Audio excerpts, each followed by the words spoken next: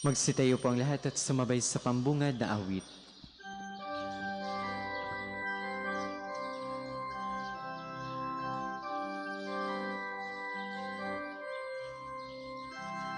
Umawit ang bayan ng poong mahal, ng himig ng kagalakan. Ang bawat isa'y may handog na taglay sa pagsilang ng Panginoon. Halina't magdiwang sa Diyos na banal, purihin siya't aawitan. Kanyang kaluwalhati ay ihayag sa ating tuwa't kagalakan.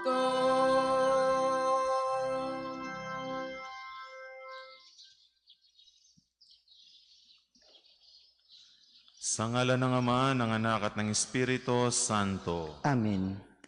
Ang pagpapala ng ating Panginoong Jesucristo, ang pag-ibig ng Diyos Ama, at ang pagkipagkaisa ng Espiritu Santo, naway sumain niyong lahat. At sumayin niyo rin. Mga kapatid, nagkakatipon tayo sa banal na misang ito upang tayo maghandog ng mga papurit pasasalamat sa Diyos sa lahat ng mga biyaya na ipinagkaloob niya sa atin, lalo tigit ang biyaya ng buhay at ang biyaya ng pananampalataya. At upang tayo maging marapat gumanap sa banal na pagdiriwang, aminin muna natin at pagsisihan ang ating mga nagawang mga kasalanan laban sa Diyos at sa ating kapwa.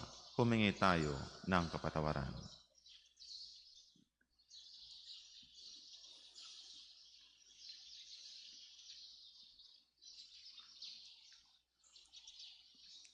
Tayo pong lahat, inaamin ko Sa makapangyarihang Diyos at sa inyo mga kapatid, na lubha kong nagkasala sa isip at salita at sa gawa at sa aking pagkukulang. Kaya ay sinasamo ko sa mahal na Berheng Maria, sa lahat ng mga anghel at mga banal, at sa inyo mga kapatid, na ako'y panalangin sa Panginoong ating Diyos. Kaawaan tayo na makapangyarihang Diyos, patawarin tayo sa ating mga kasalanan, at patnubayan tayo sa buhay na walang hanggan. Amen. Panginoon, kaawaan mo kami. Panginoon, kaawaan mo kami. Kristo, kaawaan mo kami. Kristo, kaawaan mo kami. Panginoon, kaawaan mo kami. Panginoon, kaawaan mo kami. Puri sa Diyos sa kaitaasan, at sa lupa'y kapayapaan sa mga taong kinalulugdan niya. Pinupuri ka namin, dinarangal ka namin, sinasamba ka namin, pinagbubunyi ka namin, pinasasalamatan ka namin. Dahil sa dakila mong aking kapurihan, Panginoong Diyos, Hari ng langit, Diyos amang makapangyarihan sa lahat. Panginoong Hesukristo, bugtong na anak, Panginoong Diyos, Kordero ng Diyos, anak ng Ama.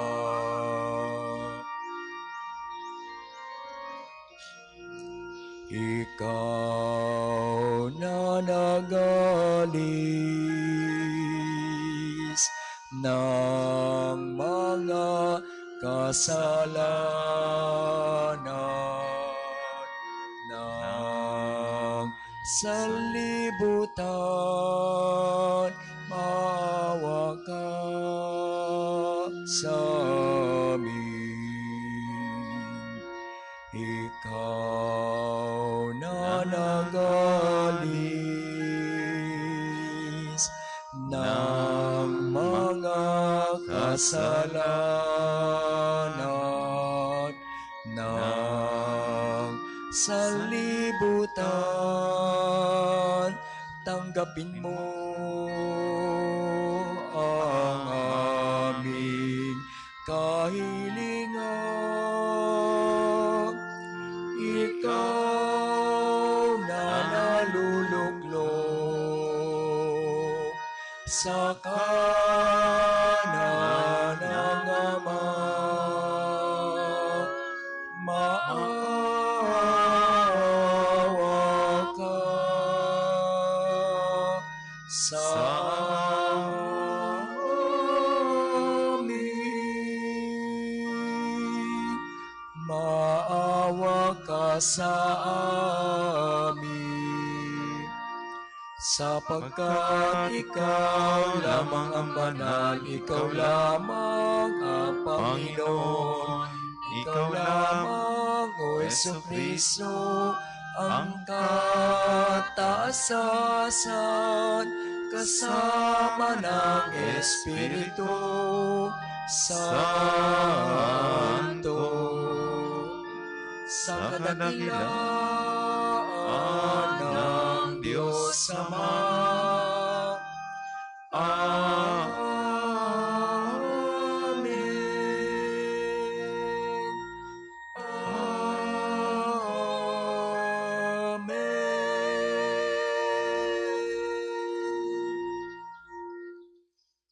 Manalangin tayo. Ama naming makapangyarihan, pinawi mo ang kadiliman sa sanlibutan noong dumating ang iyong liwanag sa aming buhay. Pasinagin mo sa amin ang iyong paglingap upang marapat naming maipagkapuri ang dakilang pagsilang ng iyong anak na kasama mo at ng Espiritu Santo magpa sa walang hanggan. Amen.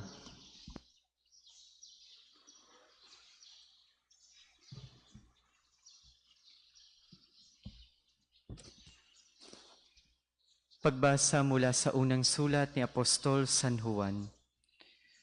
Minamahal kong mga kapatid, natitiyak tayong nakikilala natin ng Diyos kung sinusunod natin ang kanyang mga utos.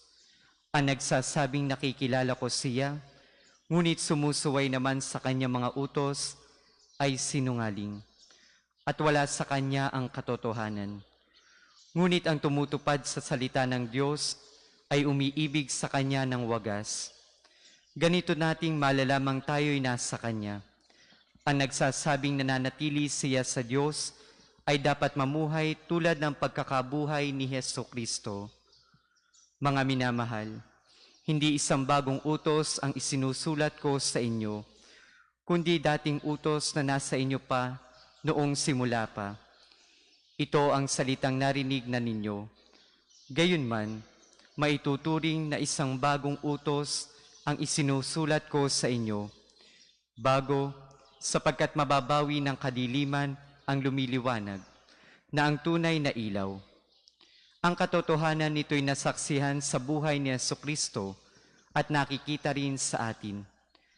Ang nagsasabing siya'y nasa liwanag, ngunit napopuot sa kanyang kapatid, ay nasa kadiliman pa. Ang umiibig sa kanyang kapatid ay nananatili sa liwanag, at walang panganib na maibubulid sa kanya sa kasalanan. Ngunit ang napopuot sa kanyang kapatid ay nasa kadiliman pa. Lumalakad siya sa kadiliman at hindi malaman ang kanyang patutunguhan, sapagkat binulag siya ng kadiliman. Ang salita ng Diyos. Salamat sa Diyos. Salmong tugunan, magalak ang kalangitan at daigdig ay magdiwang. Magalak ang kalangitan at daigdig magdiwang. Purihin ang Panginoon, awitan ng bagong awit. Panginooy papurihan nitong lahat sa daigdig. Awitan ng Panginoon, ngalan niya'y sakdal dikit. Magalak ang kalangitan at ang daigdig ay magdiwang. Araw-araw ginawang pagliligtas ay inihahathala. Kahit sa ay ipahayag, ang puon ay dakila. Sa madla ay ipahayag, ang dakila niyang gawa. Magalak ang kalangitan at daigdig ay magdiwang. Panginoon, Panginoon, ang mga linikha mo'y buong sangkalangitan. Nililigid siya lagi ng dangal at kabanalan. Ang lubos niyang kagandahan ay sa templo mamamasdan. Magalak ang kalangitan at daigdig ay magdiwang.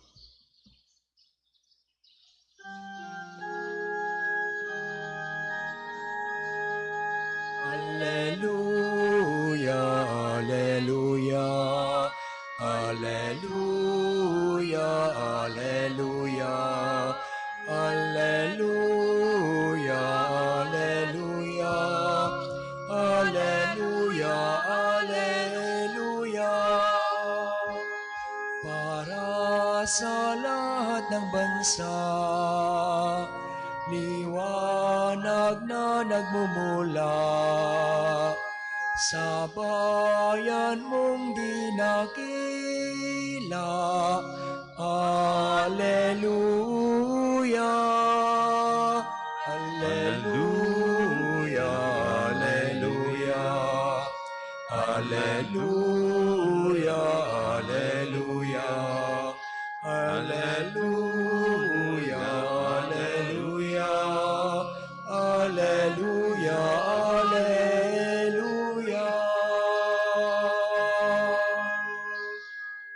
Sumainyo ang Panginoon. At sumainyo rin. Ang mabuting balita ng Panginoon ayon kay San Lucas. Papuri sa iyo, Panginoon.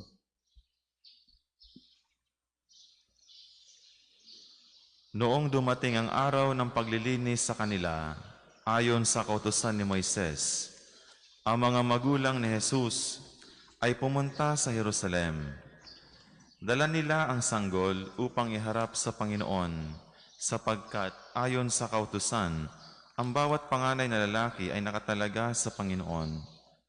At naghandog sila ayon sa hinihingi ng kautusan ng Panginoon, mag-asawang bato-bato o dalawang inakay na kalapati.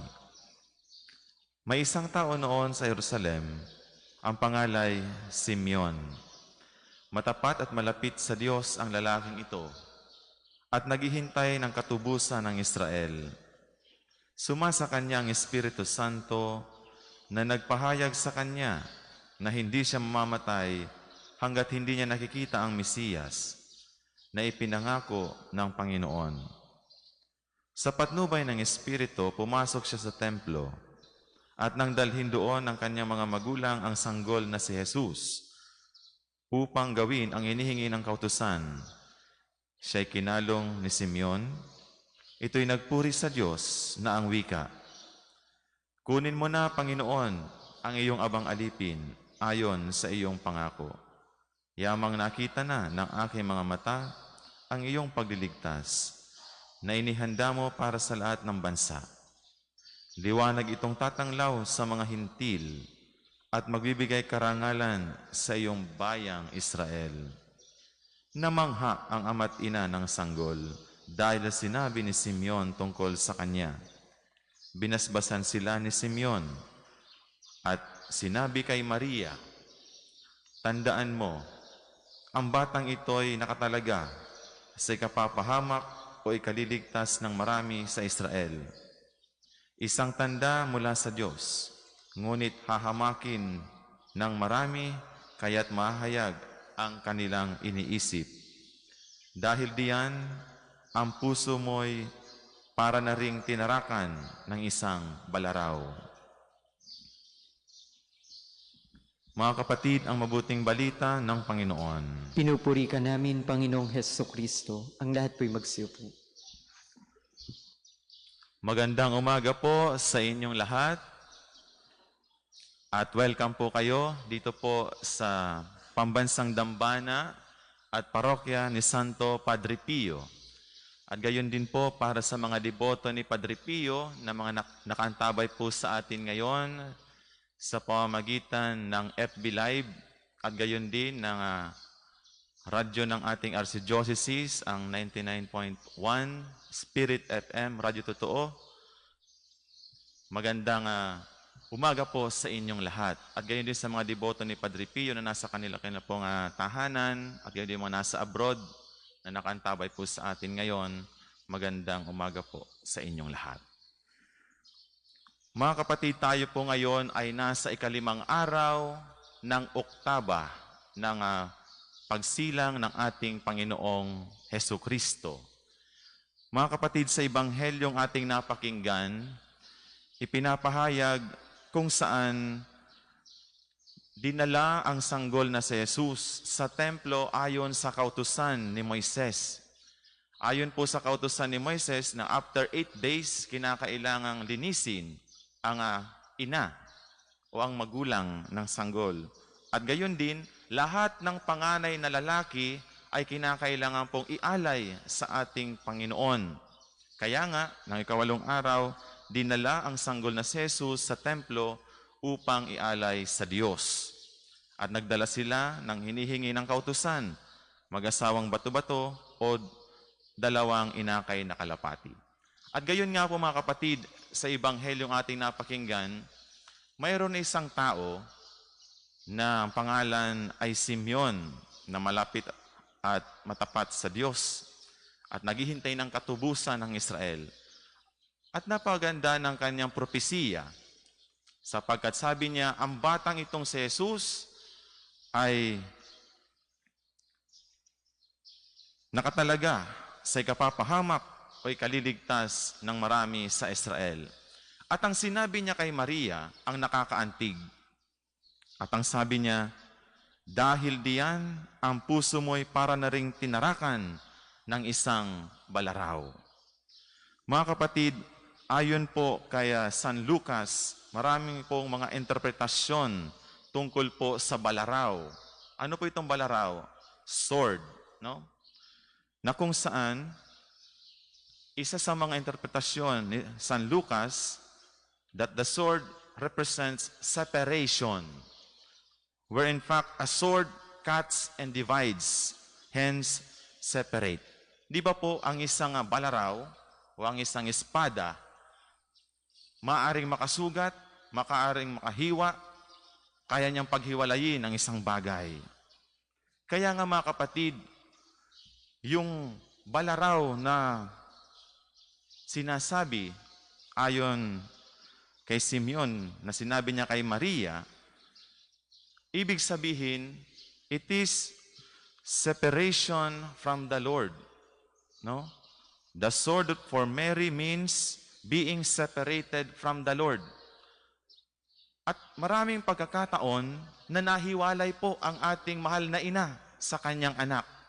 Halimbawa na laang, nang mawala si Jesus sa templo, ganun na lamang ang kanyang hinagpis, ganun na lamang ang kanyang pagkabalisa upang hanapin ang kanyang anak. Sino ba namang ina ang magiging komportable o walang pakialam na nawawala na ang kanyang anak? Kaya, isa sa mga dinadala ni Maria na pagkahiwalay, anong mawala ang kanyang anak sa templo. Ikalawa, yung public ministry ng ating Panginoon na kung saan-saan pumupunta si Jesus, hindi makita ng kanyang ina. Malayo sa isa't isa. Kaya nga, ganun na lamang ang nararamdamang pagkahiwalay ni Maria sa kanyang anak. At higit sa lahat, nang si Jesus ay ipako sa krus at mamatay. Talagang napakabigat na hinagpis ng ating mahal na ina, na para bagang ang kanyang puso'y tinrukan ng balaraw sa paghihinagpis, sa kalungkutan na kanyang nadarama nang mamatay ang kanyang anak sa krus. Mga kapatid, ang karanasan ni Maria ay hindi rin po nalalayo sa karanasan ng tao. Marami po sa atin ngayon na bagamat Pasko ay maraming hindi nakapiling ang kanilang mahal sa buhay. Bakit? Sapagkat malayo. Yung iba nagtatrabaho sa abroad. Yung iba hindi makauwi dahil naka-quarantine. Yung separation na tinatawag. At gayon din, maraming mga tao na o pamilya na hindi makapiling ang kanilang mga mahal sa buhay sapagkat nasa ospital, hindi malapitan sapagkat nagkaroon ng COVID-19. Di ba? Sabihin natin, nandyan lang, pero hindi natin malapitan, hindi natin makasama. At higit sa lahat, yung mga tao na kung saan nawala ng mahal sa buhay dahil sa pandemya, dahil sa COVID-19. Ang mamatayan ng mahal sa buhay ay tunay na nakapanghihina ng kalooban. Tunay na tayo ay magdadalamhati. Katulad ni Maria nang makita niya ang kanyang anak na sa krus, nakapako at namatay. Kaya nga po mga kapatid, hindi natin maihiwalay yung ating karanasan sa karanasan din ng ating mahal na ina. Sa madaling sabi, may intindihan ni Maria ang nararanasan natin sa ngayon na pagkahiwalay sa ating mga mahal sa buhay. Kaya nga mga kapatid, may Mary's maternal intercession make them easy for us. Maaari, mapadali, mapagaan yung ating mga nararamdaman na pagkahiwalay sa ating mahal sa buhay sapagkat ito ay naranasan din ni Maria. Kaya hingi natin sa ating mahal na Birhen na patuloy po tayong damayan sa mga panahon na nawawalay tayo sa ating mga mahal sa buhay o nawawalan tayo ng mahal sa buhay. Kaya mga kapatid, sama-sama tayo sa ating pagdalangin na nawa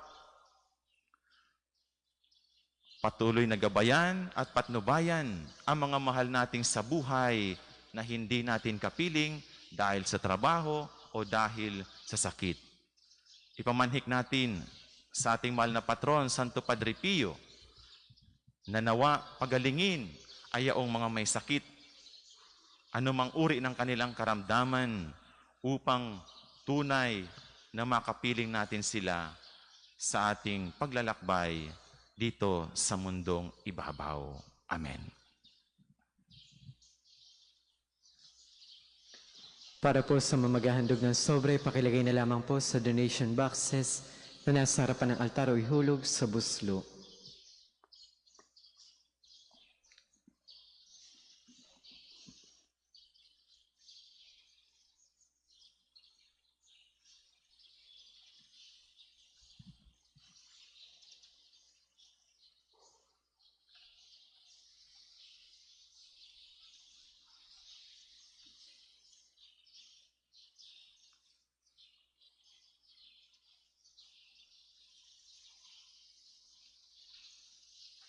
Kapuri-puri ka, Diyos amang lumikha sa sanlibutan. Sa iyong kagandahang loob, narito ang aming mayaalay.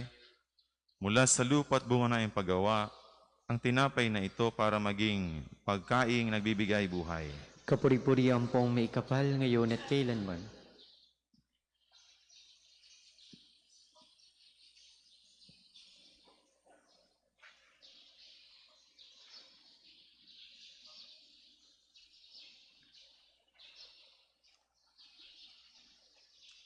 Kapuri-puri ka, Diyos amang lumikha sa sanlibutan.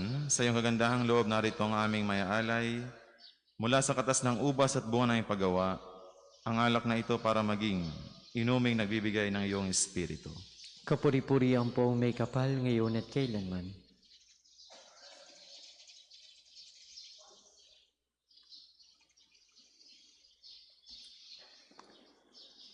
Ang lahat po'y magsisitayo. Manalangin kayo mga kapatido, pang itong ating paghahain ay kalugdan ng Diyos, Amang makapangyarihan. Tanggapin nawa ng Panginoon itong paghahain sa iyong mga kamay, sa kapurihan niya at karangalan sa ating kapakinabangan at sa buong sambayaniyang banal. Ama naming lumikha, tanggapin mo ang mga alay upang maganap ang pagpapalitan ng iyong kaloob at ng aming handog. Sa aming paghahain na iyon na ring ibinigay, para kami maging marapat na iyong paunlakan sa pamamagitan ng Jesucristo kasama ng Espiritu Santo, magpa sa walang hanggan. Amen. Sumainyo ang Panginoon. At sumainyo rin. Itaas sa Diyos ang inyong puso at diwa. Itinaasa namin sa Panginoon. Pasalamatan natin ang Panginoong ating Diyos. Marapat na siya'y pasalamatan. Ama naming makapangyarihan, tunay ngang marapat na ikaw ay aming pasalamatan sa pamamagitan ni Jesucristo na aming Panginoon. Dating lingid sa amin naging hayag na kapiling. Dating kapiling mong ngayoy naging kapwa namin. Sa amin ay nakikisama siyang mabuti upang sa piling mo ay maitampok niya kami. Ang sangkatauhang nawalay sa iyo noon ay kanyang ipinipisang muli sa iyo ngayon upang ang napinsala noong sanlibutan ay magkaroon ngayon ng bagong kaayusan. Kaya kaisa ng mga anghel ang sisiawit ng papuri sa iyo, nang walang humpay sa kalangitan, kami nagbubunyi sa iyong kadakilaan.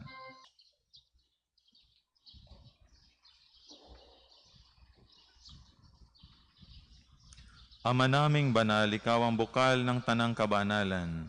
Kaya't sa pamamagitan ng iyong Espiritu, gawin mong banal ang mga kaloob na ito upang para sa amin maging katawan at dugo na aming Panginoong Hesukristo. Bago niya pinagtiis ang kusang loob na maging handog, hinawakan niya ang tinapay, pinasalamatan kaniya, pinaghati-hati niya yon, hiniabot sa kanya mga alagad at sinabi, "Tanggapin ninyong lahat ito at kanin. Ito ang aking katawan na ihahandog para sa inyo."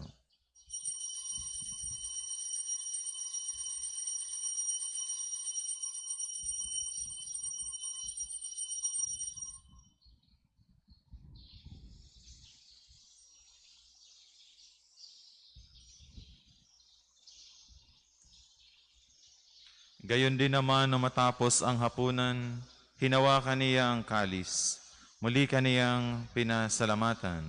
Iniabot niya ang kalis sa kanyang mga alagad at sinabi, "Tanggapin ninyong lahat ito at inumin. Ito ang kalis ng aking dugo, ng bago at walang hanggang tipan. Ang aking dugo na ibubuhos para sa inyo at para sa lahat, sa ikapagpapatawad ng mga kasalanan. Gawin ninyo ito sa pag-alaala sa akin."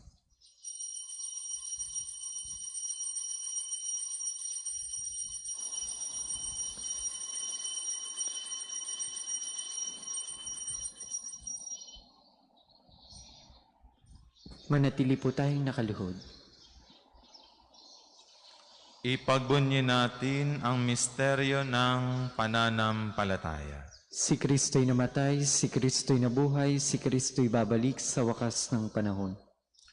Ama, ginagawa namin ngayon ang pag-alaala sa pagkamatay at muling pagkabuhay ng iyong anak. Kaya tinialay namin sa iyo ang tinapay na nagbibigay buhay at ang kalis na nagkakaloob ng kaligtasan. Kami nagpapasalamat dahil kami iyong minarapat na tumayo sa harap mo para maglingkod sa iyo.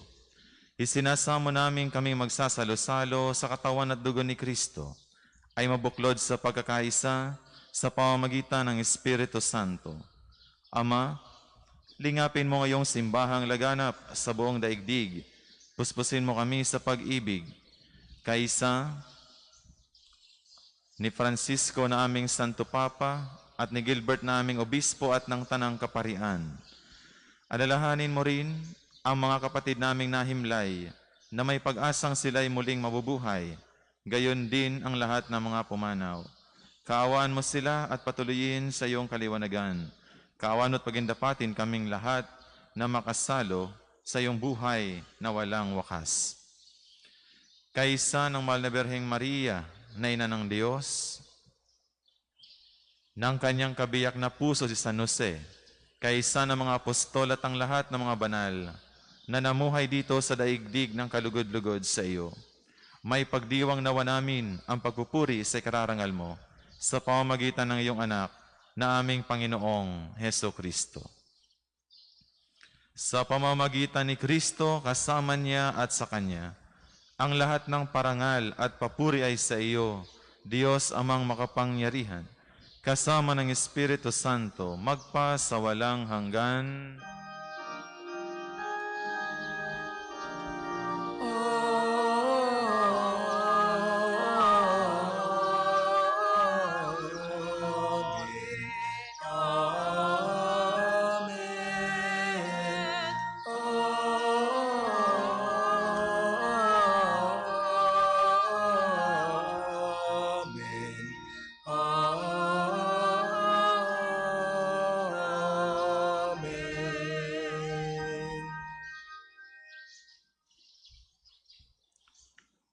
Sa tagubilin ng mga nakagagaling na utos at turo ni Jesus na Panginoon natin at Diyos, ipahayag natin ngayon ng lakas loob. Ama namin, sumasalangit ka, sambahin ang ngalan mo, mapasa amin ang kaharian mo, sundin ang loob mo dito sa lupa para nang sa langit. Bigyan mo kami ngayon ng aming kakanin sa araw-araw, at patawarin mo kami sa aming mga sala, para ng pagpapatawad namin sa nagkakasala sa amin, at huwag mo kaming pahintulot sa tukso, at iadya mo kami sa lahat ng masama.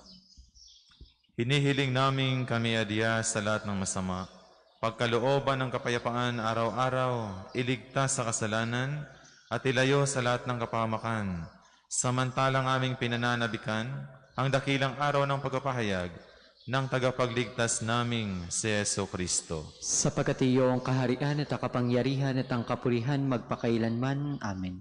Panginoong Heso Kristo, sinabi mo sa iyong mga apostol, kapayapaan ang iniiwan ko sa inyo, ang aking kapayapaan ang ibinibigay ko sa inyo. Tunghayan mo ang aming pananampalataya at huwag ang aming mga pagkakasala. Pagkalooban mo kami ng kapayapaan at pagkakaisa ayon sa iyong kalooban. Kasama ng Espiritu Santo, magpa sa walang hanggan. Amen. Ang kapayapaan ng Panginoon naway laging sumainyo. At sumainyo rin. Magbigayan kayo ng kapayapaan sa isa't isa. Peace be with you. Peace be. Kordero ng Diyos na nag-aalis sa mga kasalanan ng sanlibutan, maawa ka sa amin. Kordero ng Diyos na nag-aalis sa mga kasalanan ng sanlibutan, maawa ka sa amin. Kordero ng Diyos na nag-aalis sa mga kasalanan ng sanlibutan, ipagkaloob mo sa amin ang kapayapaan. Kung hindi makakaluhod ay manatiling nakatayo na may paggalang.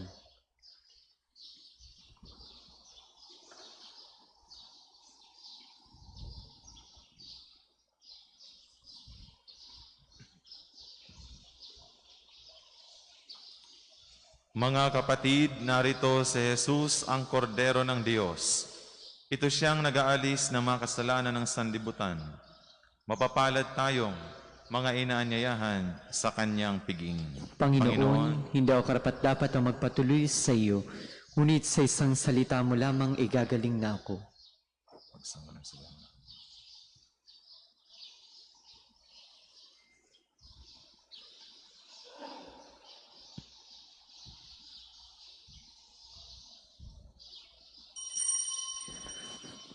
Magpapahayag tayo ng pananampalataya sa katawan ni Kristo na ating tatanggapin sa pamamagitan ng sabay-sabay na pagsagot ng Amen.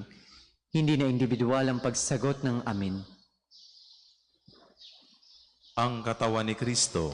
Amen. Isalang-alang po ang tamang pananamit bilang paggalang sa banal na komunyon. Para sa mga tatanggap ng komunyon sa pamamagitan ng kamay, siguraduhin ang kaliwang kamay na sa ibabaw ng kanang kamay. Ang magkapatong na kamay ay nasa tapat ng dibdib. Matapos may patong ang katawan ni Kristo sa ibabaw ng kaliwang kamay, kukunin ng kanang kamay ang komunyon para isubo sa bibig habang nasa harapan pa ng ministro.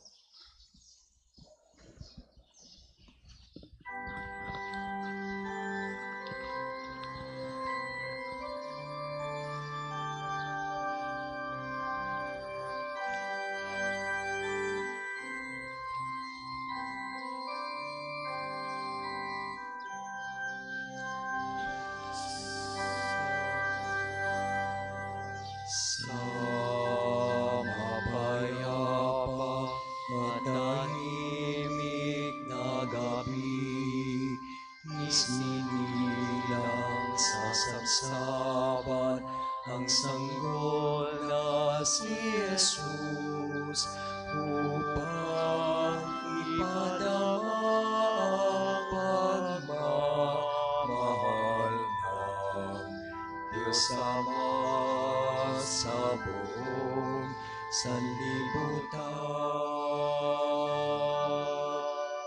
Ang anghel sa langit ay nag-aawitan,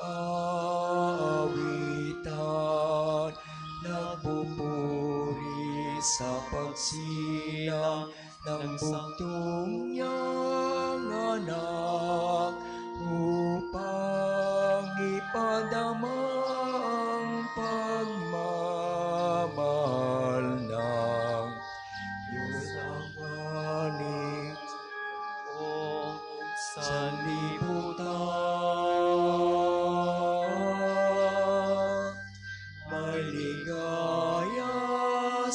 bawat ngiti ng tao. Dumating na ang araw ng Pasko. May pag-asa, may ligaya, may liwanag sa araw ng Pasko.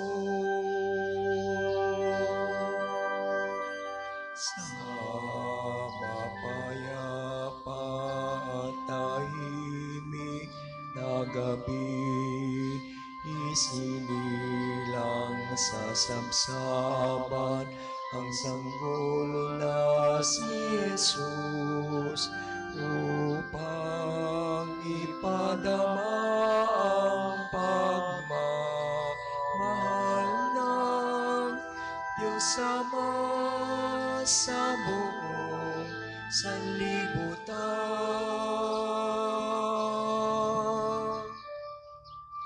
May ligaya sa bawat ngiti ng tao.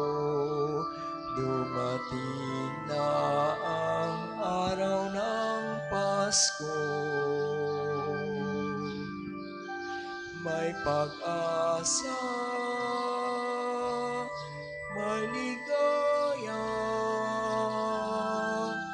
may liwanag sa araw ng Pasko. Ang isasagawang second collection ay ginagamit sa patuloy na pagpapaunlad ng parokya at pambansang dambana ni Santo Padre Pio. Salamat po sa inyong handog.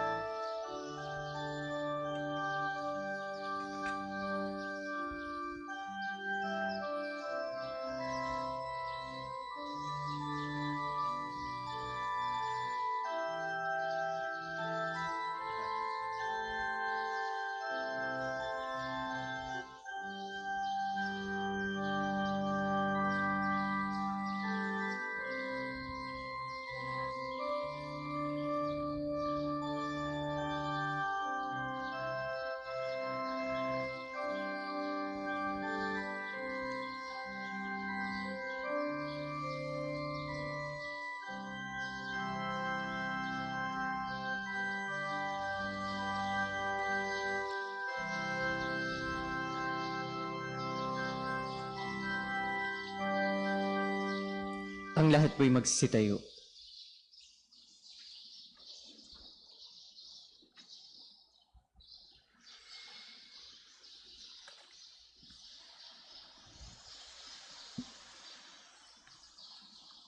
Manalangin tayo.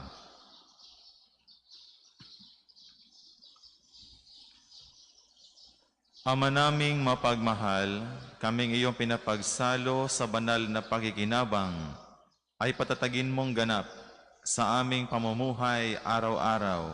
Sa pamamagitan ni Jesucristo, kasama ng Espiritu Santo, magpa sa walang hanggan. Amen. Para po sa manasa kanilang tahanan na hindi nakatanggap ng komunyon sa parang sakramental, ating pong dadasalin ang panalangin sa espiritual na pakikinabang. Panginoong Hesus, ako'y naniniwala na ikaw ay nasa kabanal-banalang sakramento. Iniibig kita ng higit sa lahat at tinanasa kong tanggapin ka sa aking kaluluwa, sapagkat sa mga sandaling ito, hindi kita matatanggap sa sakramento. Tumuloy ka sa Espiritu sa aking puso. Niyayakap kita na parabang naririto ka na, at iniaalay ko ng buong buo ang aking sarili sa iyo. Huwag mong hayaang mawalay ako sa iyo. Amen. Panalangin ng pagtitiwala kay Santo Padre Pio tayo pong lahat. O pinagpalang Santo Padre Pio ng Pietrelcina, ang santo na makabagong milenyo, ikaw ay aming kaibigan, tagapagaliw ng aming kaluluwa at takbuhan naming mga makasalanan.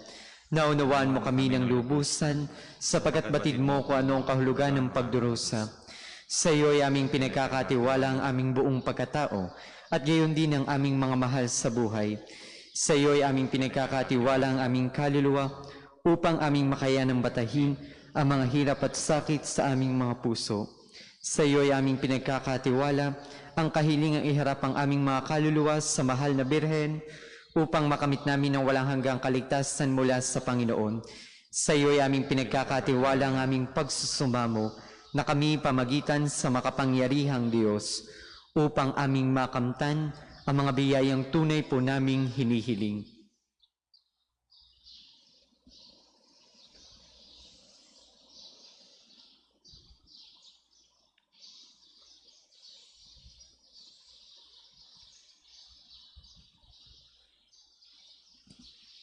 Ipagsanggalan mo kami laban sa mga panilinlang at kasama ng mundong ito, at higit sa lahat, ipamagitan mo po kami sa dakilang Panginoon, upang sa pamamagitan ng kapatawaran ng aming mga kasalanan, ay mapagsumikapan namin ang paggawa ng kabutihan.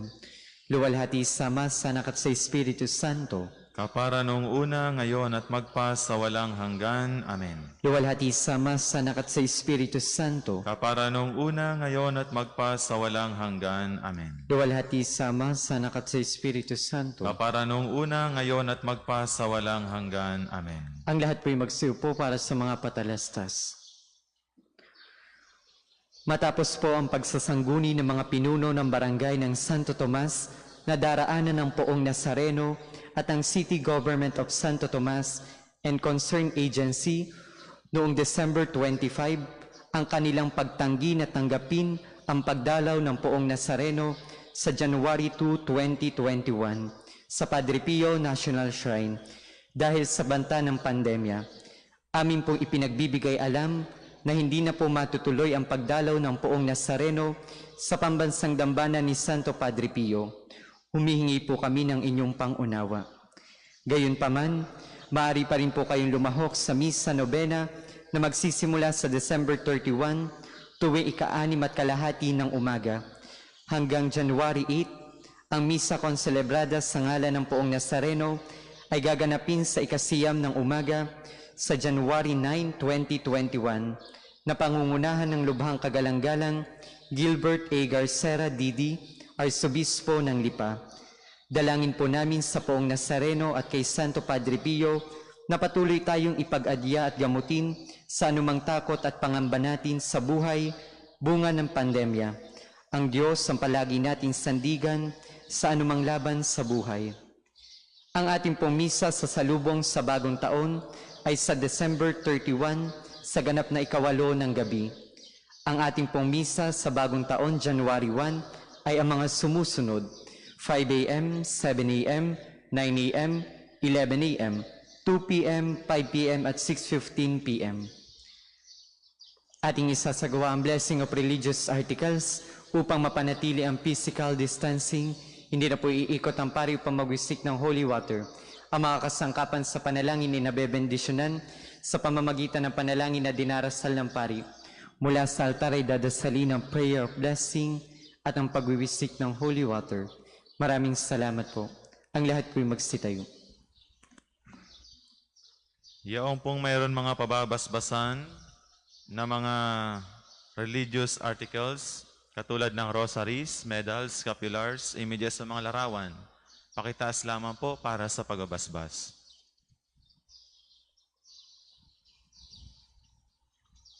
Manalangin tayo. O Panginoong Diyos, Ikaw ay bukal at simula ng lahat ng pagpapala at biyaya. Ibuhos mo ang iyong bendisyon sa mga kasangkapan na ito ng pananalangin na nagpapaalala na iyong kabutihan, kabanalan at pagmamahal sa aming lahat. Upang lahat ng dumulog at magdasal sa mga kasangkapan na ito ng pananalangin ay magtamo ng iyong awa at biyaya. Loobin mong tularan nila ang kabanalan at aral ng Panginoon ng mga santo, ngayon at magpa sa walang hanggan. Amen. Amen.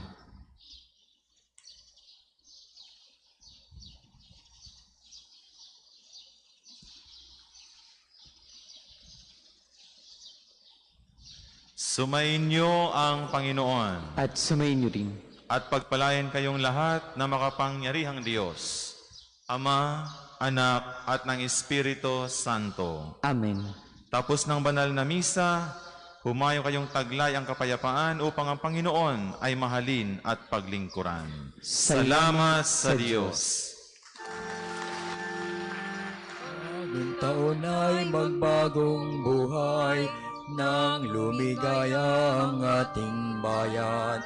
Tayo'y magsikap upang makamtan natin ang kasaganan.